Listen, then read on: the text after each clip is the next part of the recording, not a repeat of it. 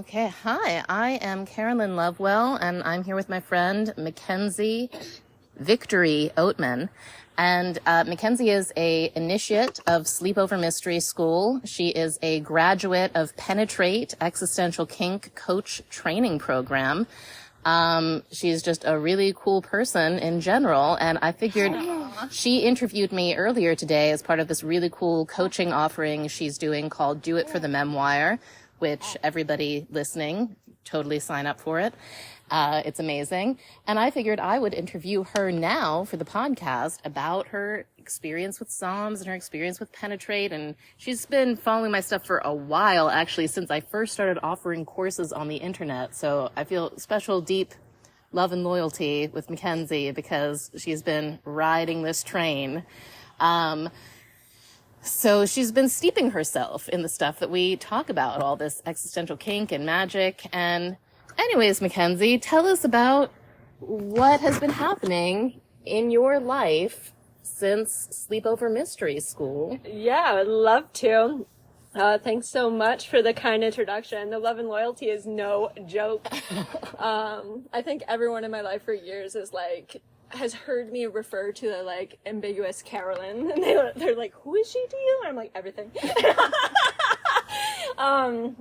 No, sometimes as a teacher or mentor or, but yeah, it has been, I do feel like the catching your early work was I know you say a lot of people don't know how they came to find your email list or something like that. And I do think that maybe a targeted Facebook ad found me and it was a gift. It was something to dig into weekly, and then slowly over time, I think that EK became the life attitude, just from the kind of going back to resource from your writing. So then the question was my life post Psalms. Yeah. The mystery school. Yeah, what did the mystery school do for you, basically? What happened? What would you describe? How would you say what you got out of the experience?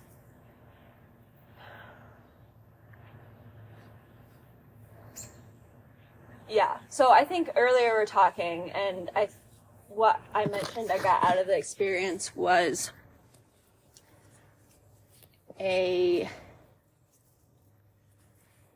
the embodied feeling of magical community, where it's being able to, you have that as a context. And then I think, I could set it up like this. I am solo. I am separate ego identity, Mackenzie Victory-Oatman, and I am living in different places, working in different places. You're doing film stuff. You're in New Orleans. You're in New York. You're doing cool things. Yeah. Before I got into the film stuff sort of as a magical pursuit after doing some containers and electric. Yes. Maybe I should slow down. Maybe I should ask you to give just a quick little bio of yourself. Tell us where you grew up. Nothing would please me more. Okay. This is actually where Do It for the Memoir stemmed from, because I sat down with a friend that I have a coaching client relationship with, and we're really tight. We talk all the time, but we met in person, and they're like, "Mackenzie, can you please just give me the full rundown? Because I don't feel I really want to know your story." And I said, "Grace, you have no idea how much that would delight me. Talking about myself in story mode is great." And I was like, my whole life is framed in a story, for the memoir, and which is good and bad, but very fabulous and fun and grandiose. But grandeur. Yeah. Grandiose is a little self-deprecative, but. Yeah, I mean, grew up in central New York, kind of took to the road at 19, 20, and lived in a few different states, just working, and I like to call it my anthropological years, working in different restaurants, surviving, but hopping restaurant to restaurant. I think I've worked at 27 restaurants in 13 years in 4 states. So, wow. I mean, numbers are numbers, but it's I got to that nitty gritty underbelly, people, and if you really think about the amount of faces that you come into contact with and the body language you have to read day in, day out. So that's the way I've reframed a decade's worth of menial labor. for the best, but it was beautiful. And so traveling waitress, and like cleaning Airbnbs, listening to the Sleepover Mystery School podcast, like no shit. And then landed in New York hoping to, you know, kind of transfer careers, but feeling like kind of all your cookie cutter scarcity stuff, like on the peripheral, outside, not good enough, not like as good as, wanted to get into film, into like journalism and writing, which were passions of mine when I was like younger, before dropping out of college. And just like really feeling like a quote unquote block with that. And then, yeah, so in New York, when 2020 hit, I feel like the playing field was leveled for me a little bit in this conscious way where everyone was like so like scared and shook up. And I could see people's like exterior, like surface level mask like crumble a little bit. And I was like, oh, we're all the same. Like, and I am no better, and if not, definitely no worse than these like people that maybe were slightly differently resourced. And so yeah, trying to like do that typical make it in New York thing as inspired by many artist origin stories. Did finally buy myself a camera and a laptop. I was like unlaptopped for many years, and was like, I want to do some sort of like doc, mini video, short form work with what I was calling at the time DIY spirituality, which I was just noticing the sort of mainstream uptick in interest for modes of spirituality of all forms, and the way that people, a generation that is the majority would be called unaffiliated, religiously unaffiliated. So these were my sort of like journalistic instincts at that time. And so I wanted to find subject matter for those sort of stories. And I did interview one writer in Brooklyn who I really enjoyed, but then we got done with the interview and we're talking about potentially doing some like a short series. And I went home and I was like, I do not want to do videos with this wonderful person, even though she's great. And I do desperately want to do these sort of videos with Carolyn and her team. And so like that desire was in me. And then Psalms Cohort 2 came out and I did not feel like I could afford it, as many of us don't. Turns out I could, with the resources I already had, which was very funny. But yeah, so got myself into it and, of course, just wanted to do Psalms anyways. Like the artistic incline to like be surrounded by and immerse myself in people doing revolutionary spiritual work, like sort of, yeah, I don't know. I think that's a good way to call it, revolutionary, radical, taking it to new levels. Like I'd already been following you doing that for so long. And then like got into Psalms and mine just blown. Immediately met like 6 new best friends, and beyond. Honestly, so many best friends. Probably the count's much higher than 6.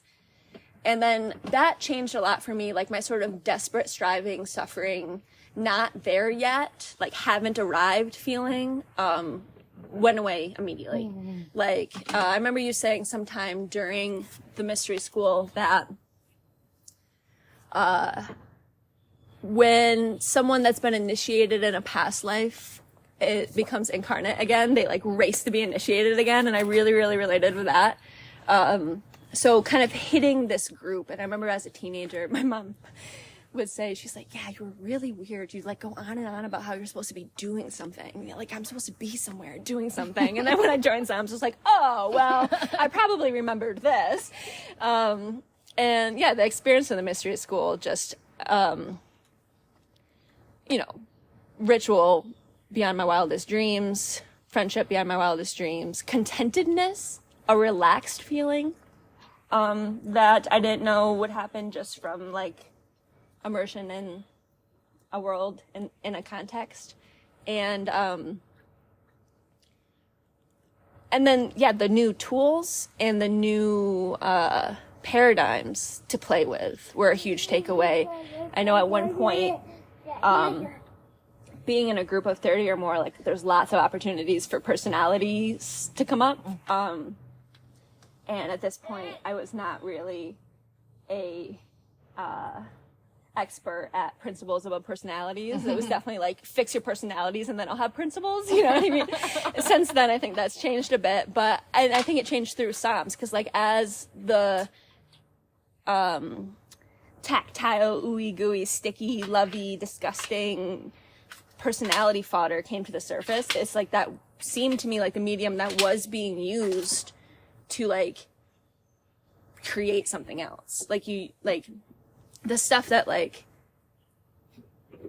was not right or should be fixed in my daily life, I watched it being transformed. I remember being like, whoa, we are becoming athletes of transmutation. And I feel like doing that together in a group, in person, feeling people's squishy bodies, and also like having my mind blown in a like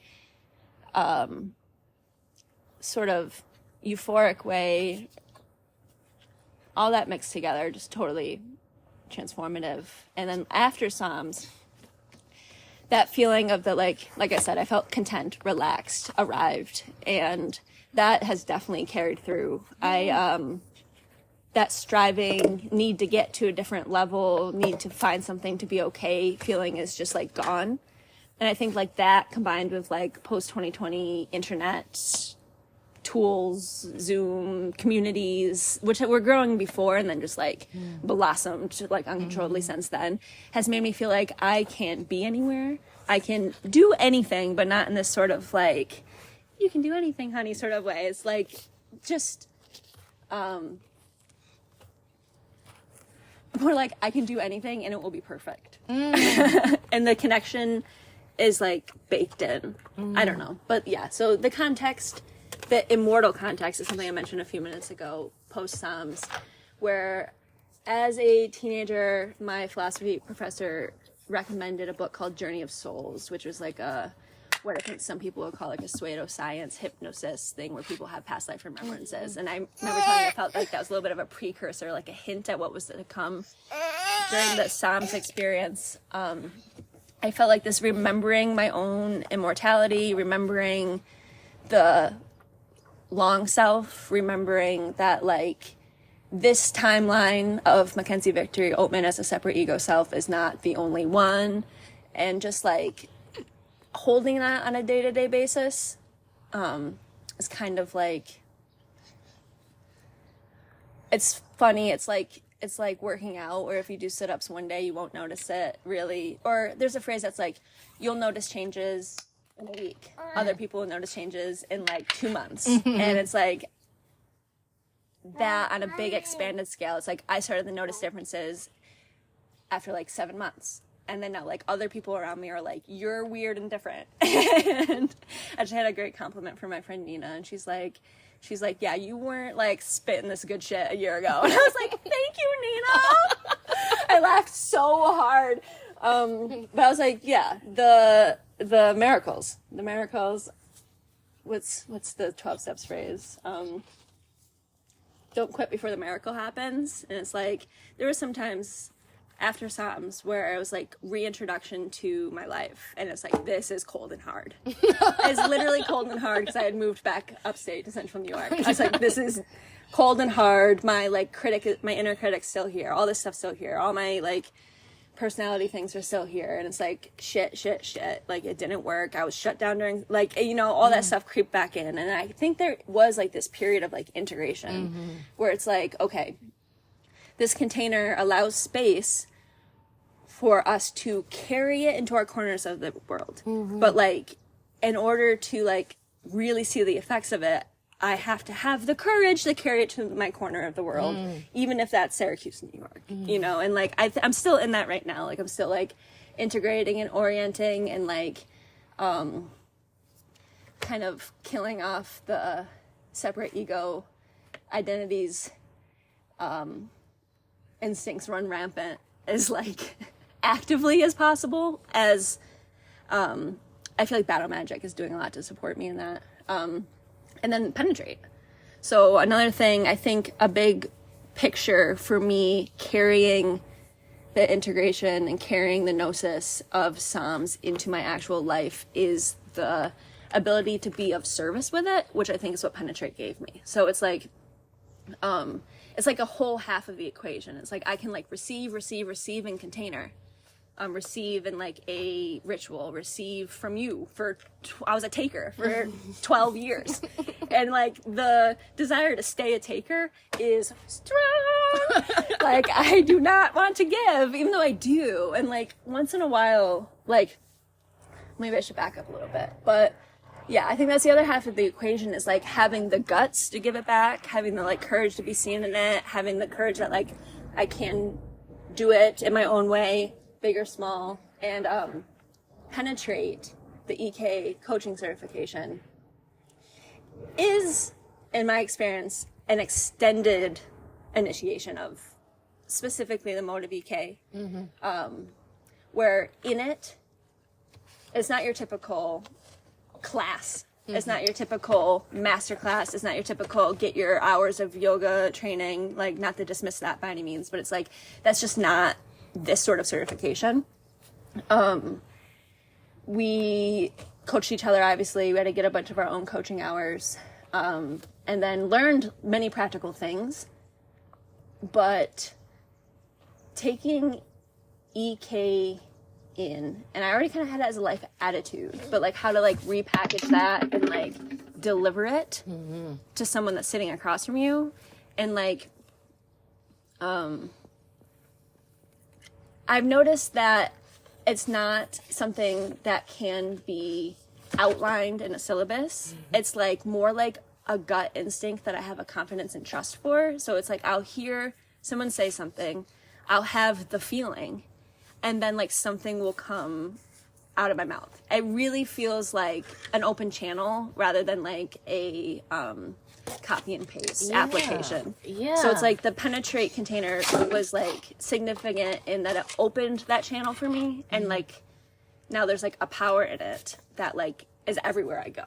Yeah. And it's like, can I write a sales page saying what EK is and how I do it? Not exactly. Like I could, but it wouldn't capture it. It wouldn't capture like the power I carry with me now because of it. Yeah. So it sounds like what I'm hearing is an element of both your Sleepover Mystery School experience and also your Penetrate experience was getting this kind of embodied transmission, like this felt, Penetrate is all online, but I feel like what I'm hearing is, and totally correct me if I'm wrong, is that, oh, and by the way, if you're listening at home, Solomon, the baby Solomon, is playing with stuff nearby, so that's what you're hearing. It's not just gnomes, it's a little baby gnome. That it's not so much the words about EK as like the energy of the EK transmission and the alchemy that you kind of get bathed in it. Like you're learning from Lucy and Layla, who are like crazy, insane, existential kink masters, such off the charts, sadistic bitches. And I say that with complete love because their compassion goes hand in hand with their incredible degree of twisted sadism. Yes. and masochism. And, like really receiving that. I get to benefit from receiving that because I'm friends with them and they work with me. And I also love that the people who take Penetrate get to bathe in that with them as teachers and really get that vibration. Yeah. Is that sort of what happened? Is that how you describe it? Absolutely. I was like, I don't think that I had worked with Layla in a container prior to Psalms, and I think that really like opened the portal for me to get into Psalms. It was like sort of like the pre-initiation I needed to like see what was possible for me. And I think I remember contemplating what it is that Layla is actually doing in these 30-minute one-on-ones, because she's doing something. And it reminds me of something about the oral transmission being so important, where it's like, I can't remember, maybe, do you know what I'm talking about with the oral transmission being so significant? Yeah, in many traditions, yeah, it's like the thing you have to have, yeah. And I think just speaking with Layla and like, okay, for me personally, I feel like I have spent a couple decades really in a fine-tuned way learning how to read people's faces, body mannerisms, their responses, and it's all like kind of a defense mechanism to keep me safe. Like, I think something that maybe adult children of alcoholics would understand. I grew up in a rather safe environment, but it's present in our kind of generally addicted society as it is. It's like, to stay safe socially, you grasp on to minutia in the way someone reacts, responds, and whatever. So doing what I do on a day-to-day basis at a restaurant table, or like with fellows or with friends or in community or on the street, doing that with Layla is completely different. And just the download from being responded to in that way is like what she's doing. Like, you can't package in a syllabus what she is doing. And it's like totally invaluable and extremely rare. Like, I count on one hand other people that I have been able to receive from in that way. And I could say the same about Lucy for sure. And yeah. Was there a question? Yeah, just sort of like what it was like doing Penetrate, and what what the experience of it was like. Oh, yeah, and then post, I mean, the confidence of like feeling like over time I've integrated some like Mackenzie version of that's like growing, and I have patience for it, and it's like I like nurture it, and then but the confidence is like, oh, not only the confidence, but like the languageless desire and drive to carry it. Like, it's just a channel, it's a current that wants to be carried, and like once it's in you, it will continue on. And if you don't let it continue on, it will ravage you from the inside out, potentially. So don't be scared. But it is a live but the wire. Confidence, and now it's like changing my life in this way where it's like any venture I go into now, I know that this is coming with me. And I have started working one-on-one with people, and I work in groups with people, and I feel like the humility of helping someone is like so gross. And so sensational, and so like you once said something that I repeat probably on a weekly basis. It was in a coaching call a long time ago, and I'll let you guess. But you're like, yeah, you have kind of like a writhing mollusk thing that you have to do. And I was like, yes. I like the sensation of being a writhing mollusk, just like a shellless oyster, but still alive. Just tremulous. Yes. Just like, is worth it in and of itself. But carrying that, I don't know. I'm getting a little bit like la la la la about it, but well, yeah. So tell me, it is great. Having focused on film and art and stuff for a long time, what was it like deciding to do coaching work, and what's that movement like? Yeah. So I have to admit, I don't know, when Penetrate came out, I was mad because I had just signed up for SOMs, and I was like, I know I have to do this. I don't know why, and I'm really mad about it because it's like 2 investments at once, but like I absolutely must. And so I did, which was insane, but perfect. And what I was actually going to admit was not that I was mad. It was that I didn't resonate with being a coach. I had like stereotypes of coaches, life coaches. At this point, it had already been kind of run rampant for a while. Like, there's tons of like the MLM, whatever, like Facebook Marketplace. Like, my mother was following people that redo furniture, and she said she had to stop following because at one point they stopped redoing furniture and started like selling people how to coach. Like, you know what I'm referring to. It's like, I don't know how it got from furniture to to coaching training, but she was like, this is weird. And I mean, I was seeing it everywhere, and I had stigma. And I think that was me projecting my own, like, not wanting to be of service, you know? And eventually that evolved into realizing that this coaching phenomena was not just a flash in the pan, and that it was actually like a new Aeon phenomena of people doing something that has been happening for a long time, teaching and being taught, mentoring and being menteed. Like, I had the 12-step experience with sponsor and sponsee, this sort of like intentional relational formula that just works. Like, we learn something and you pass it on, and if you're doing it in an intentional way and it spreads in this like grassroots way, it's like, yeah, there's an emotional and spiritual language to be received and passed along as dying to be received and passed along. Yes. It's like fire. Exactly. And I think something that was interesting to me, because you mentioned, you know, having the 12-step experience is, you know, for a long time, I was just, you know, so cherishing the sacredness of my relationship with my sponsor in my 12-step group, and, you know, all of the, you know, mentorship she gave me absolutely for free, that I was very scandalized by the idea of like selling coaching and paying for coaching. And I think a deep thing that had to happen for me was realizing that like there's such a deep spiritual transmission in 12-step groups that's possible, because it's life or death for folks. Like, it's whatever the fellowship is, there's an element of it that's like super intense, super like do or die. Like, you're gonna do the steps or you're gonna be insane and die. Whatever your thing is, gambling, codependence, alcohol, drugs, like, you need the solution for it. Linear time. And I guess I just gradually understood one day that the free 12-step groups are sort of analogous to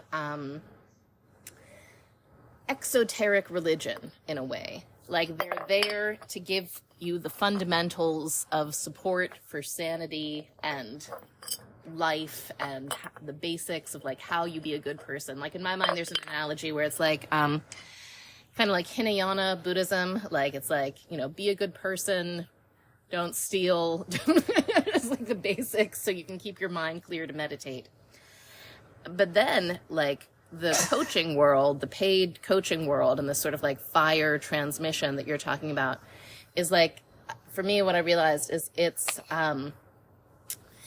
it has to do with like absolute thriving in the world. And that kind of thriving involves like dealing with exchanges of money. And it's basically like this tantric level.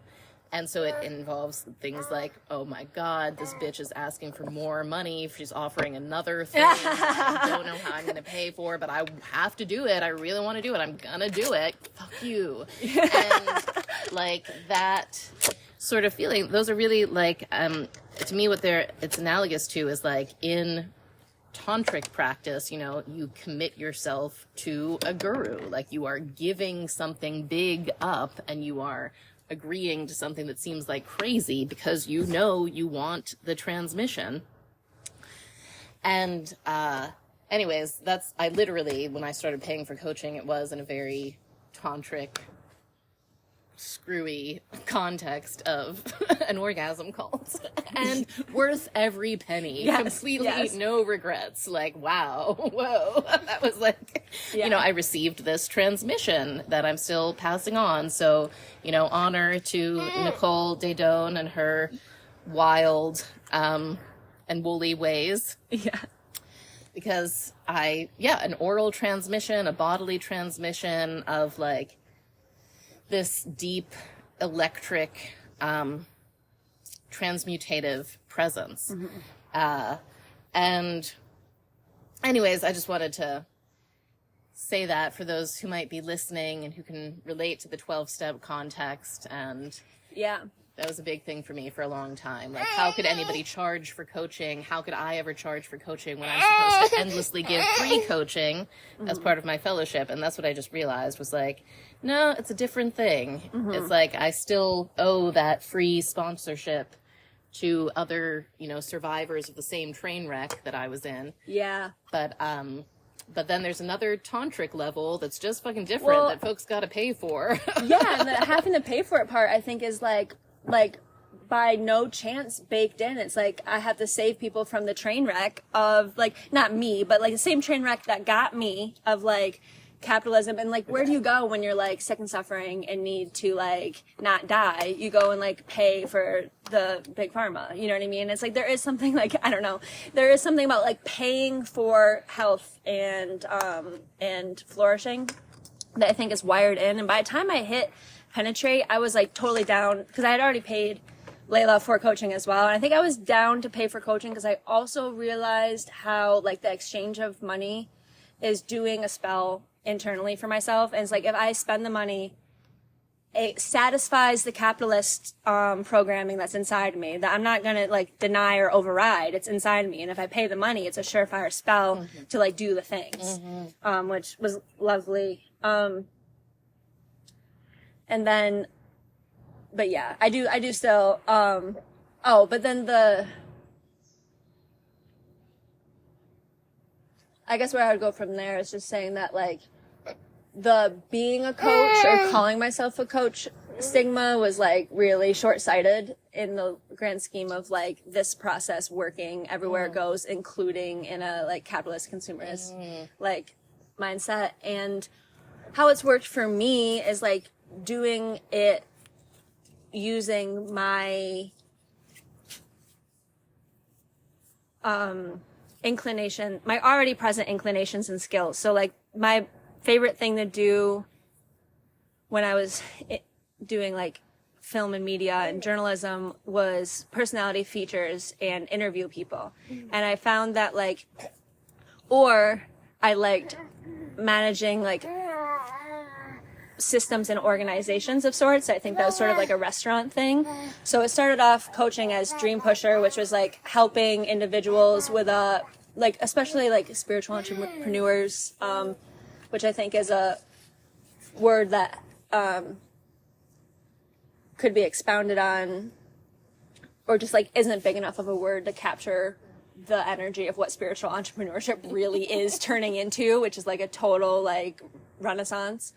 But yeah, so it started with Dream Pusher, which I had to put the coaching element into something I was familiar with, which was like helping people organize, manage, complete, stay accountable, do techie website stuff, which I still do that. I work one-on-one with people to build a website and like build your sort of back office setup to like get whatever you need done, like which internet tools, just demystify the use of the internet to like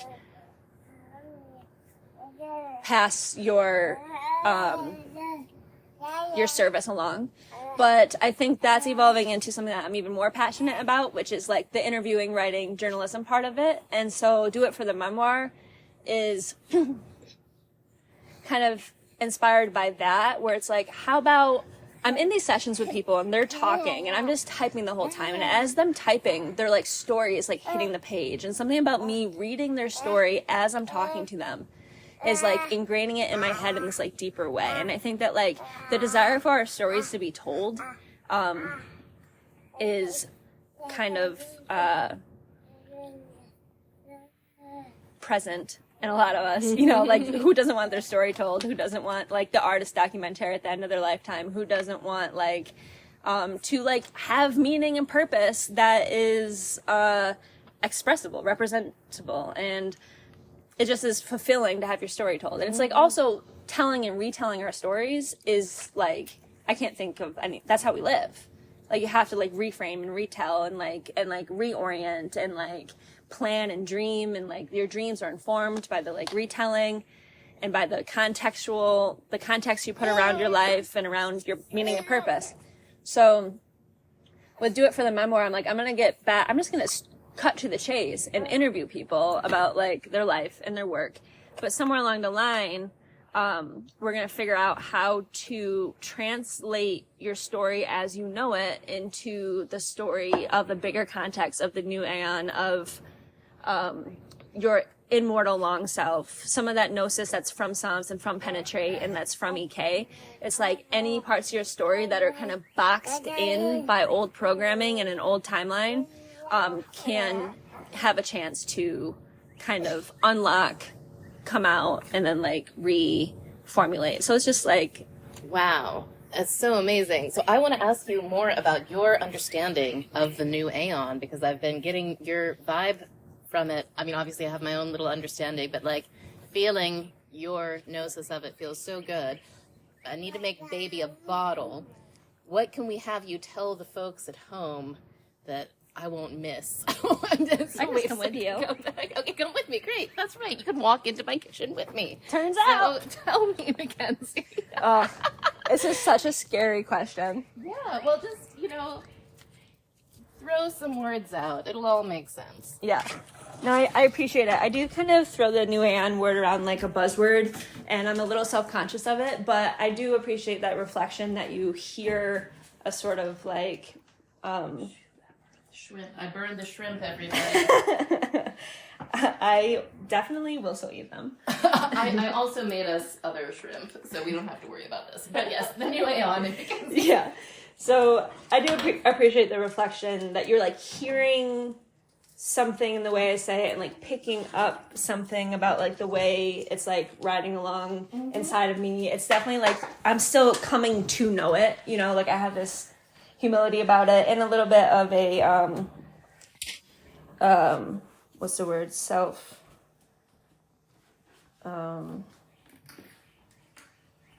so like an insecurity about it. Just because it's a humbling paradigm to speak within, Yeah. And I also sometimes I get a little wary that it sounds like a born again second coming of Christ family. But it is the second coming of Christ thing. That's the thing. It's sort of the cat's out of the bag now. Everybody knows we're just like this weird, Christic, polemic, bizarre thing that doesn't make any sense. That, yes, and when it comes to the yes and part, that like improvisational yes and, like the and is the new and. Yes. It's like Christ, yes, second coming, yes, like polemic, crazy, bizarro, woo-woo, yes, and whatever's being born of it, whatever's being born of like the courage to go there in the first place, which is shared. It might not be shared on like cuckoo cult level, which is really fun. I recommend it. But it is shared when you look around at all the people doing what in 2015 I thought was DIY spirituality. It's like people are grasping, reaching for like ways to say and do this thing that's just in the air, and that thing that's just in the air, that consciousness that's seeding, those more points of awareness that are seeding before our very eyes without even realizing it. I think that's where I think the new Aeon is. Yeah. So it's just evolution. Like just evolution. No big deal. Just the complete evolution of the human race. It's totally normal. But when I talk about new Aeon, it's just like whatever we're evolving into. Yeah. Wait, one second. I'm going to check in with Lulu. Lulu, what's up? What you want? Okay, I'm sorry. I burnt the first chicken nuggets. I have to make them again. It'll just take a little bit. I burnt Lulu's chicken nuggets, too, in the process of burning the coconut shrimp. I forgot the timer. It's the time, Mackenzie. The sacrificial nugs. What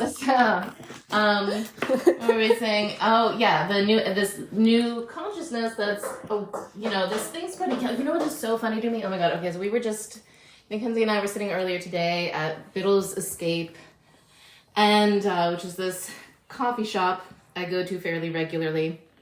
And there are all kinds of posters up on the wall that say like witch, this, astrology, tarot, blah blah blah, druids, blah blah blah, all of this that was not anywhere to be found. Yeah.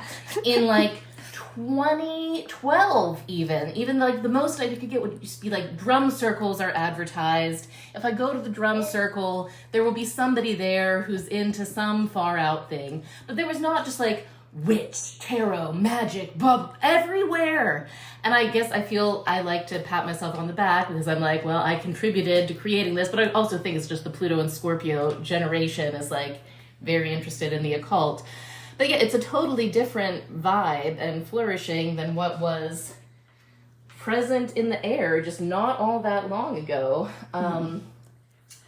Yeah. There's this phenomenon where, like, in the, like, some theories of abundance that, like, whatever you need on planet Earth, like, whatever medicine you need will start, like, growing near you or something. And that's, like, why we have so many dandelions to, like, detox our poor putrid livers. And, like, and I think that probably the prevalence and the interest in this is just, like, blooming just in time because, like, grasp on to the life jacket or else, you know?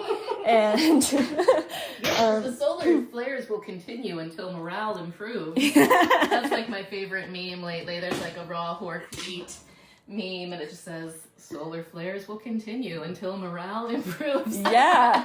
and it's, like, I think taking the time to work it is, like, just obviously to me one of the most beneficial things you could do for, like how should I say this? My mom likes to remind me that, like, some odd years ago women couldn't vote. Like, whenever I want to, like, dismiss her politics, she's like, well, protests are important because women couldn't vote. I'm like, of course. And I think that just, like, realizing how recently things changed drastically and realizing that, like, more things will change drastically in my lifetime and the next couple lifetimes. And, like, how do you culturally get there besides people's points of awareness opening up? So it's like, if you want to get out of the, like, polarity, duality, like, hellscape cage, then it's like, do the work to open up points of awareness and spread it. You know, it's like, it's very satisfying to me to think of it that way and to watch it happen before your very eyes. To watch, like, my miracles take place in my own life, the sort of miracles of experience. Like, my experience has changed from what it was a few years ago, and I never thought I would see the world differently than I used to, and now I do, and I think that is a miracle. I had an actual change of experience. Like, I'm wearing different goggles, or maybe not wearing goggles anymore. This is maybe the waking up experience. And then watching it happen before your very eyes in someone else, it's like, if you, that's impact. I think there's a lot of ways to make impact, and all are, like, righteous and beautiful and great. Well, a lot of righteous and beautiful and great. But, like, this one is, like, pretty accessible. Yeah. Like, paths like coaching. You mean magic or coaching? Paths like magic and coaching. And obviously I love the 12 steps. Yeah. Are, like, readily available and, like, make a bigger impact than I think is super mainstreamly recognized. Yeah, I think so too. And I just love talking about it because it's my main source of hope and optimism as things get freakier and freakier. Like, I don't know, I just published the, nobody's heard it yet because, well, I don't know, I just published it, like, literally an hour ago, this recorded conversation I had with Neil a couple weeks ago when we were driving down to the third immersion. And Neil and I were talking about all this, like, freaky stuff with, like, the deep state and Whitney Webb, and she has this book, One Nation Under Blackmail, like, meticulously documenting, like, the off-the-charts levels of corruption at, like, every level of government and their intermixture with the mafia and all the intelligence agencies and their, like, weird agendas that have, like, you know, nothing to do with the welfare of people and, like, a whole lot to do with selling drugs and trafficking people. Anyways, like, very painful, dark stuff to look at, which I feel like is also part of, like, the Pluto and Scorpio generation burden, is to, like, have to look directly at this and, like, process it. Yeah.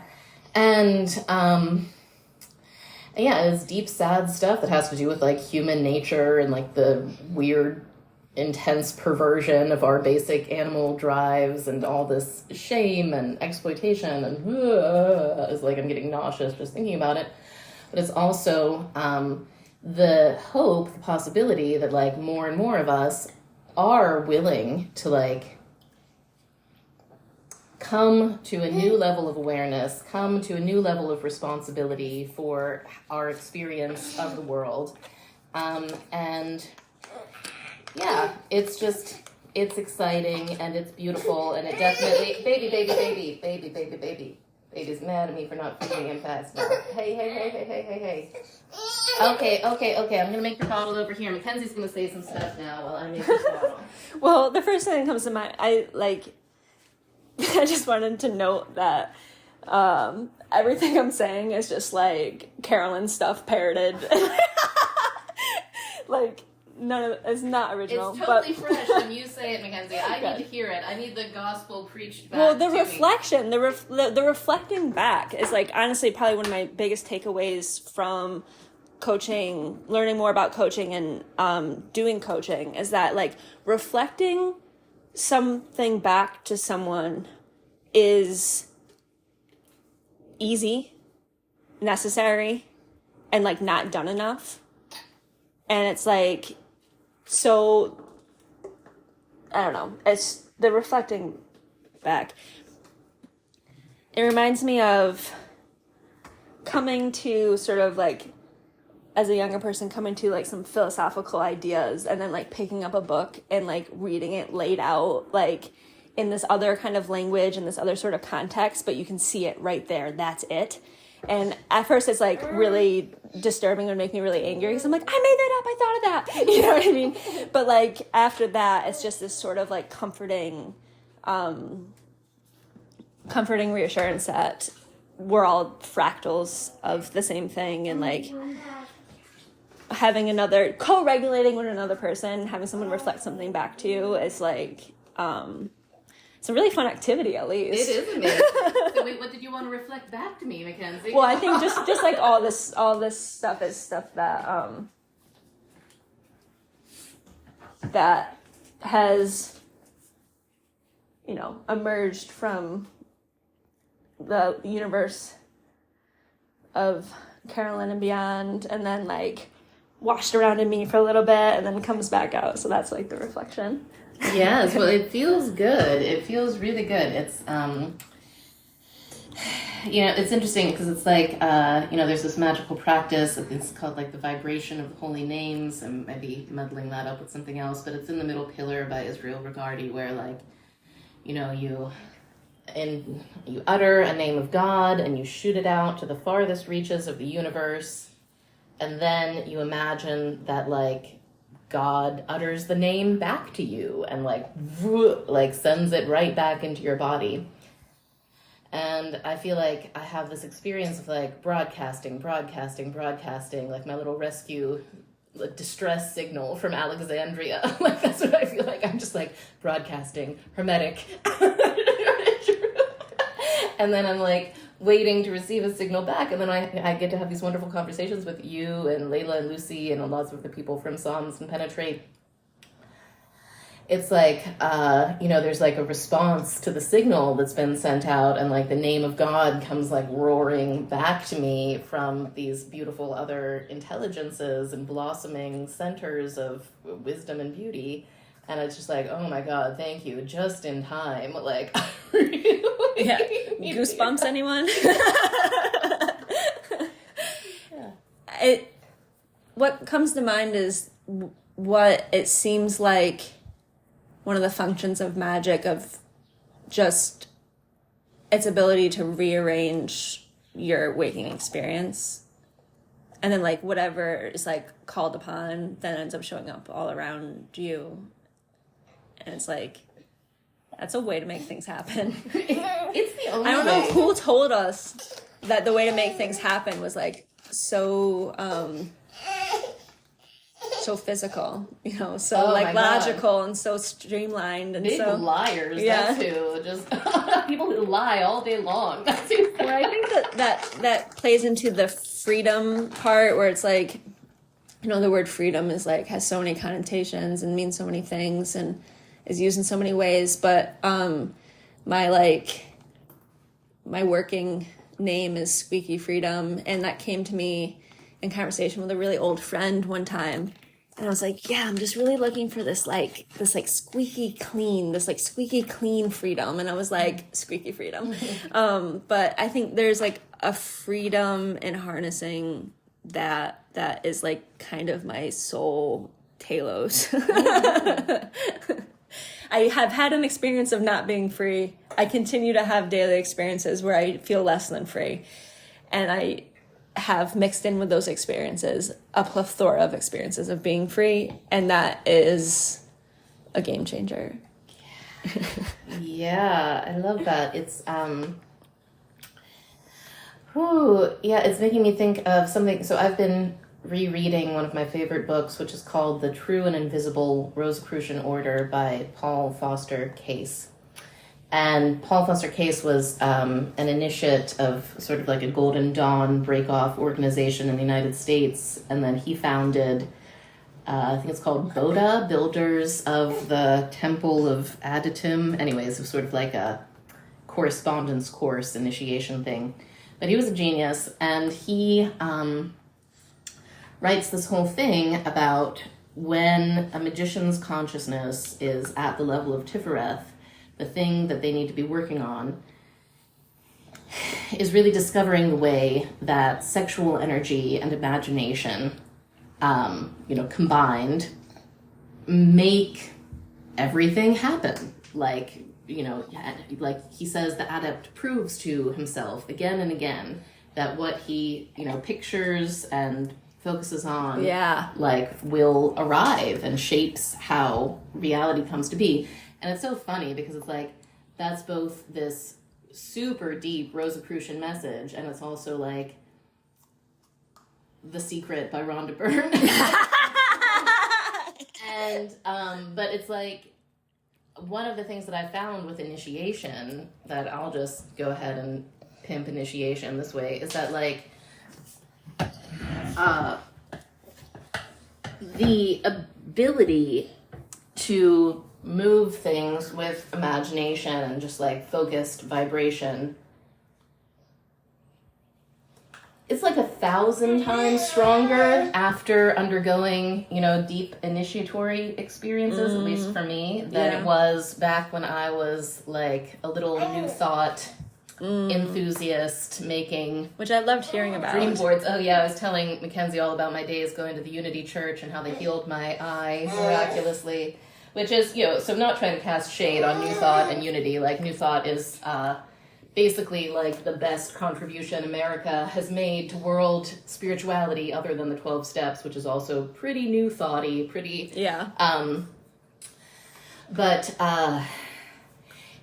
just that when you have contact with your immortality in a really vivid way through ritual, which group initiation is a great way to get that. Also, you can do it with like daily intense theurgical practice independently.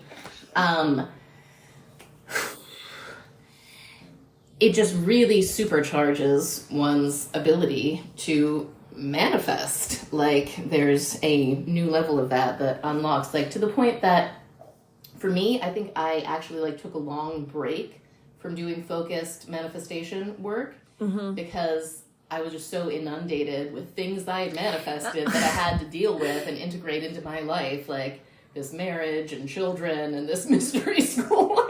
Anyways, but now I've started to do it again. Like, I'm sort of be like, okay, where are we going? Let's focus. Let's like bring this, new vision in and keep guiding the ship. Because it was so funny. I had like gotten to this point where I was like, it's so funny. I feel like the magical journey is such a spiral, and I was in a point of the spiral where I was like, how do I make things happen? I have to do a lot of work. I should post more on Instagram and blah, blah, blah, blah. Why aren't I?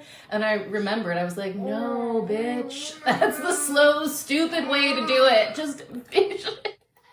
Just imagine and charge it up with sexual energy. Make it really vivid. It comes to be. And it's just, it's just true. And that's the sort of spiritual information that is like more and more becoming widespread and out there, which is awesome, although my ego super resents not getting complete credit for this wisdom of the ages. But it's widely known, and it's as it should be, because that's really, like, I don't know, like sometimes I open my to-do list app on my phone and I look at it and I'm like, like my mind thinks there's all these linear steps that I need to like take. the barriers to entry. Yeah. I found hilariously that if I put something on a to-do list, it's a 100% guarantee that I will not do it. And I recently learned that actually like some sort of like brains will clock something being written on a to-do list as being done, which really blew my mind. And then so my brain kind of thinks it's done already, which relates back to what you're saying about the imagination and stuff. But I have this like block between me and the higher power that's gonna, or my HGA that's gonna make that happen. So like my brain thinks it's done, but like I never like invited my HGA in to do it with me. So then it never actually like magically gets done, you know, or I never like visualized. I never took it to the magical realm. So like it doesn't actually manifest, but my brain like thinks it's done because my brain knows that's how it works. Right, that's so funny. Yeah. You know what? Maybe we should do like a little, this is reminding me of an old Esther Hicks process, speaking of New Thought, and oh my God, Esther Hicks, what a hero. So Abraham Hicks process, where it tells you like, you know, draw a line down a sheet of paper, and on one side you write things I'm going to do today, and it's like literally things that you actually want to do, like go to the coffee shop and talk to my friend, you know, get my nails done, eat some food. You just write that down. And then you write things that the universe is handling, and you put basically everything else that your brain tells you needs to be done that you don't actually want to do. And I used to do that process, and it works super great. And as we're having this conversation, I'm like, whoa, me and Mackenzie should start doing this. Yes. I've heard something recently where it's like reality is a really good writer, or like and when we try to write it, it's like totally dismissive of it. And it's like the patience. Like, do you know how bad 5 years ago, or how freaked out I would have been 5 years ago to be like, Carolyn's gonna invite you to do a Sleepover Mystery School podcast episode, you know what I mean? But like the patience involved in that, and then just like, you know, putting it in my heart, locking it up, and then like it like blossomed today out of thin air is gorgeous. Yes. Yeah, truly an honor in so many ways you don't even know. But sappy cancer season shit. So sappy. It did just remind me of one other thing, which was the imagination and the immortality, kind of those two words together. There's deep words. Wait, I want to be conscious because this thing will shut off at like an hour, and we're reaching the hour mark. But we could always do another podcast another time over the Zoom, so we can figure it out. But maybe I'll say, Mackenzie, how should people reach you to learn more? Yeah, definitely. So if you're interested in imagination and immortality, we can take the immortal context and apply it to your story and see what kind of mini initiations erupt from that. And it's a 2-hour session, and it's called Do It for the Memoir, and I'm at squeakyfreedom.com. You can email me. You can sign up on the website, and the fun part is that all of the Do It for the Memoir sessions accumulate in a little personality feature all about you that's published on Squeaky Freedom's Patreon, which is where I hang out, and you can join it for free. It's all free right now, and there'll be conversations and personality features about spiritual doers and shakers all over within the magical community and beyond. Anyways, that's the idea. We'll see what reality has in store, though, because a lot of times if it's on my list, it's not what actually happens. We'll give it to the universe's list. Yes. Yeah. But yeah, that's where you can find me, squeakyfreedom.com. Awesome. Well, thank you so much. Thank you, Carolyn. Mackenzie. Best day of my life. I'm the luckiest girl in the world. I already have everything I need. Everything's happening for me, not to me. Let's just do mantras till the hour. Yeah. I'm just kidding. Well, I'm just going to say real quick, everybody, thank you for listening. You are the precious vanguard of the evolution of consciousness that is the blossoming of the new Aeon. Please like, share, subscribe, tell your friends about Sleepover Podcast. Also, you can still sign up for Penetrate. You can go to search Immortal College Penetrate. You will find the page to apply, and then Lucy or Layla will interview you. Probably Lucy, because Layla just had a baby. Lucy will interview you, and you can join the program and reap all of these joys that Mackenzie has just talked about. So thank you for being awesome. Bye-bye. Bye.